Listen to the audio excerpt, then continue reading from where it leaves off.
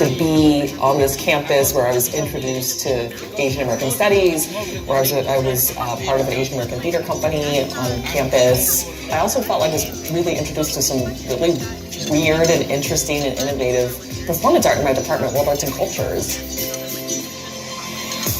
I mean, my whole sort of joke about why I got into making my own performances is like, rather than pay a therapist, I could make an audience listen to me talk about my problems. For me, it's like there's some power in feeling heard and feeling like you're taking this pain or this frustration or this thing that you're just sitting in and putting it somewhere for someone to observe. I think during the pandemic, when I was running the anti-sewing squad, with my very limited sewing skills, right? Like, I'm not a professional seamstress. And I just sort of witnessed this moment where all these people came together, all these aunties came together to help sew. I didn't think that the anti-sewing squad was an art piece, but it felt like this strange community theater piece where instead of actors, I had aunties, and we were able to directly interface, basically sending protection to these communities that had no protection in this crisis. We all have a certain power that we can bring forward. You know, I elected to do these projects with communities that I'm not necessarily part of. I'm not undocumented. I don't live on Skid Row. But I was willing to be vulnerable, to yield to them, to sort of guide me on how their community works, right? So I'm not just parachuting in. I want to do well in the world. I don't know how. I often bite off more than I can chew. I don't realize like what a rabbit hole I've usually dived into when I'm like, oh, I'll sew some masks. I didn't know there was competition. I mean, I can see what, like, listen, I ran a sewing group through the pandemic with 800 aunties. That's a lot. But it's just so funny because if you looked at me in college, I was like so selfish and confused, and I just, like, when I think of community service, I think of these people who are like Mother Teresa and always giving, and I'm so not that. But it means so much. I got to beat out 19 people. Wow! My mother's gonna love that. She loves when I win contests. I'm sorry to all those who didn't win this year. Sorry, start a sewing group next time. But it also just sort of shows me that the service looks like different things. And activism just means, I think, just shifting against a current and trying to create another reality. And so it feels extremely incredible to be validated for doing it the way I do it, which I feel like is not sort of the contemporary conception of community service. I'm rock and roll, baby. I'm rock and roll.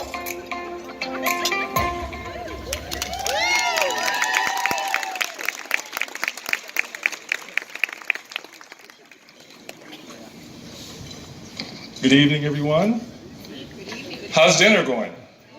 All right, great. I'm Darnell Hunt, UCLA's Executive Vice Chancellor and Provost, also an alum. MA 91, PhD 1994.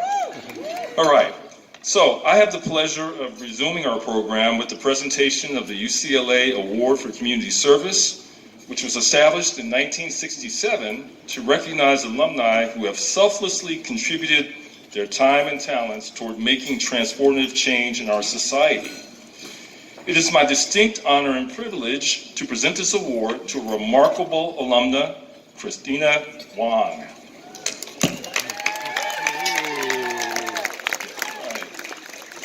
Now, as many of you know, Kristina is an artist, comedian, writer, and performer who has made a name for herself as a fearless, outspoken voice in the world of entertainment and activism. Tonight, we celebrate her achievements not just as a creative force, but as a dedicated community leader and tireless advocate for social justice.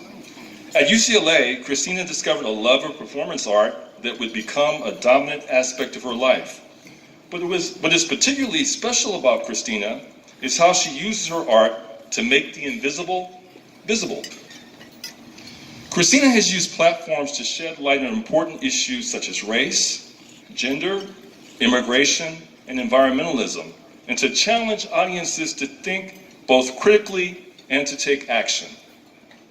Now, at the start of the pandemic, when the supply of personal protective equipment was limited, she rallied a national network of 800 volunteers and organized them into the Auntie Sewing Squad. You saw that in the video. Together, they cut, sewed, and delivered 400,000 cloth masks to vulnerable communities.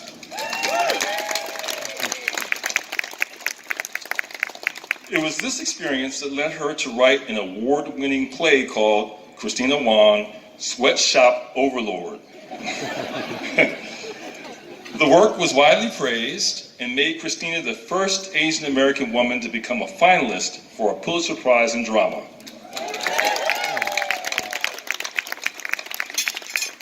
And as if these accomplishments weren't impressive enough, Kristina decided to take her passion for social justice a step further and use her influence to shape the future of Koreatown as a neighborhood council member.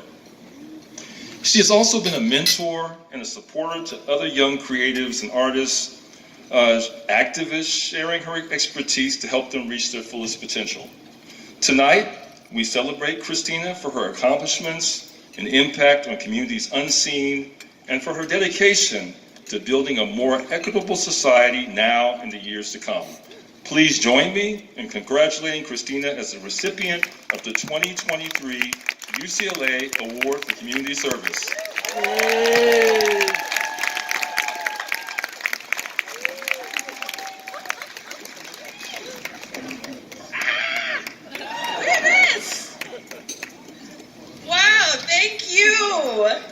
Oh, we do pictures. Okay.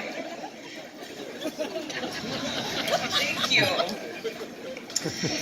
Thank you so much. You know, the first time that I did community service at UCLA, it was against my will.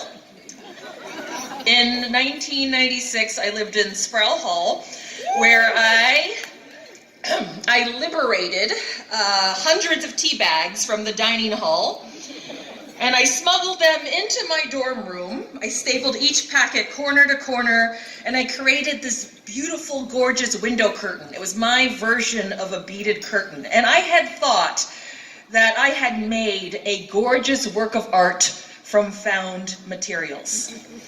The dining hall disagreed and said what I had done was theft. And without a fair trial, in fact, no trial at all, I was ordered by UCLA Campus Housing to return those hundreds of tea bags back to the dining hall, and I was sentenced to wash dishes for 20 hours as part of my community service. Making art with tea bags sure yielded a steep penalty, don't you think? Listen. Keep enjoying your free dinner as I tell jokes. Now, just recently in the pandemic, I used the same resourceful thinking to lead a collective of 800 volunteer aunties across 504 days of the pandemic, and we reworked everything from old bed sheets to bra straps and turned them into life-saving masks for frontline workers in vulnerable communities. Being an artist was critical in figuring out how to adapt to a situation that seemed impossible to overcome. But it was that gift of creative thinking that I've honed since my early days at UCLA, which made Auntie Sewing Squad, that's our acronym, a successful community. So, as I remember my original unjust punishment of those 20 hours washing those stinky dishes as part of my forced community service.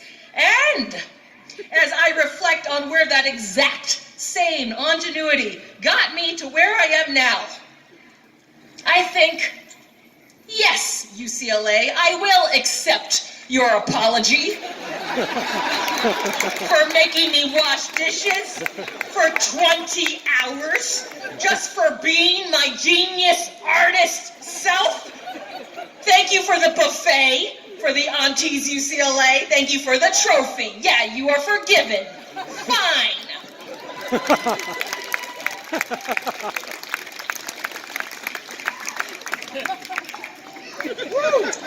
But what my version of community service is actually activism. And that's what I really am. I am an activist. I'm an activist who makes change as an artist. I create new systems where others have collapsed and failed us. quote unquote community service should not have to exist if we did live in an equitable world where nobody is subjected to starvation wages and then further penalized when trying to survive in impossible circumstances. We would not need community service if every human being was ensured the right to health care, housing, education, and food. I would like to thank my parents, my long-suffering parents who've come down from San Francisco to hear what I think is probably a very potentially horrifying story to them about the stolen tea bags. Don't worry, the story is not on my public record. It does not affect my credit score. To the aunties of the Auntie Sewing Squad, some of them are here today, and my friends. Thank you, Ass, for sharing this honor with me by being here today. This is our collective labor, which will take the form of this trophy, which goes to my house. Thank you. There are very few situations when you can exploit the labor of, the unpaid labor of mostly women and children and be called a hero, and I'm glad that I figured out what that situation was, so thank you. And thank you so much, UCLA. Thank you for this honor. It's great to be back to receive this. Thank you. I forgive you. Thank you, Chancellor Block. Thank you, everybody.